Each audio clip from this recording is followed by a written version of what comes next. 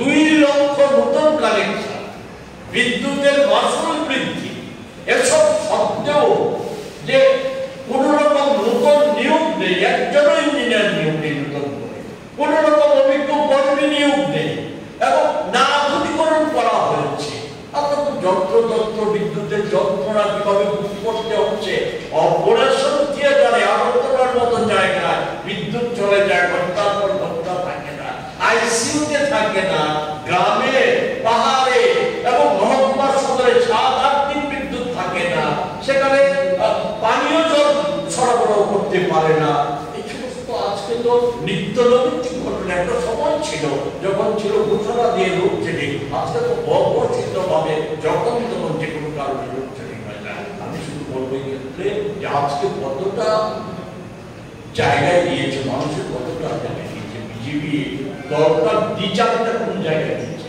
সম্প্রতি আপনাদের সংবাদ মাধ্যমে আমরা খবর দেখেছি, রাজ্যের কোন একটা জেলায় বিজেপি দলের নামে স্মার্ট মিটারের বিরুদ্ধে, প্রিপেড বিলিং এর বিরুদ্ধে তারা ধর্ণা আন্দোলন সংগঠিত করেছে। কার বিরুদ্ধে? না, এর জন্য দায়ী সরকার বা বিদ্যুৎ নিগম নয়, মাননীয় মন্ত্রী নয়, সরকার নয়, বিজেপি নয়, মোদী সরকার নয়, দায়ী হচ্ছে নামও বলতে পারে না, বাসুর ঠাকুরের নাম তো নেওয়া যায় না, বলেছে কি জৈনিক বসু এর জন্য দায়ী। আর পূর্বেকার সরকারের দালালরা যারা এখন বিদ্যুৎ নিগমে বসে আছে তারা দায়ী।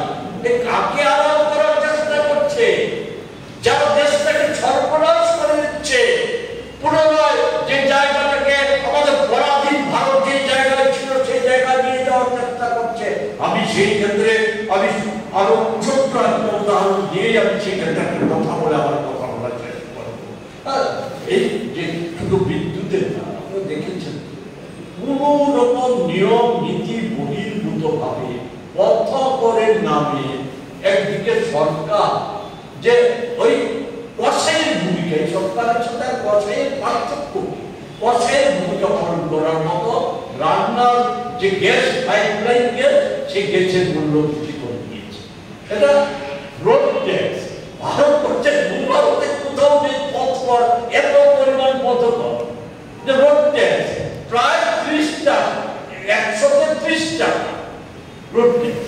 100 টাকা গ্যাস ব্যবহার করলে পরে রোড ট্যাক্স সহ ভ্যাট 4.5% ভ্যাট যুক্ত করে 30 টাকা অতিরিক্ত দিতে হবে।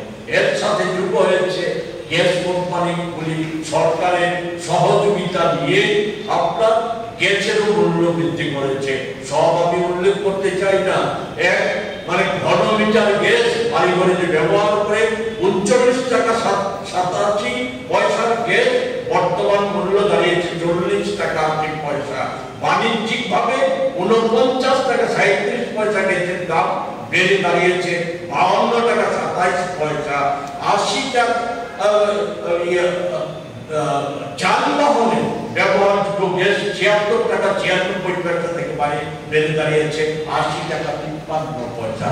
এর ফলে শুধু গ্যাসের দাম বাড়ার ফলে রান্নাঘরে শুধু টান পড়বে না, গৃহস্থদের শুধু টান পড়বে না, যানবাহন সহ খাদ্যদ্রব্য সব কিছুর মূল্য বৃদ্ধি হবে। বিকশিত ভারত, বিকশিত ত্রিপুরা এই জায়গায় নিয়ে গেছে।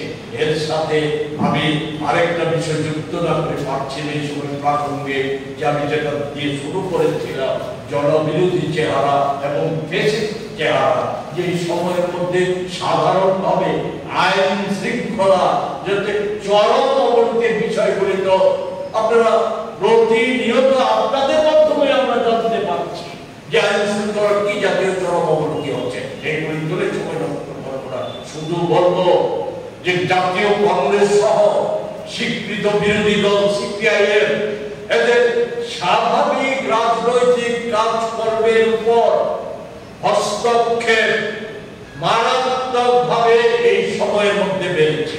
আমি দীর্ঘ ইতিহাস 7.5 বছরের ইতিহাস, শুধু 1 মাসের মধ্যে সুশাসনের যে প্রচার, সুশাসনের প্রচার আমার বিরোধীদের আমাদের চোখে ছানি পড়ে গেছে, অন্ধ হয়ে গেছে।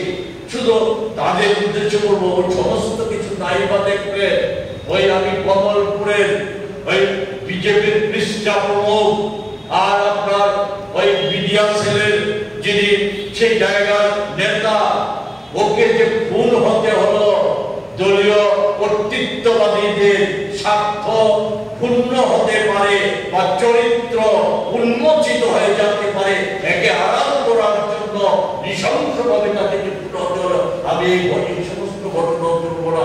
আমি শুধু বলবো এই সময়ে জনপ্রতিনিধিরা যারা বিধানসভার সদস্য তারাও নিরাপদে চলাফেরা করা, তাদের বাক স্বাধীনতা হরণ করার মতো অনেক ঘটনা সংঘটিত হচ্ছে।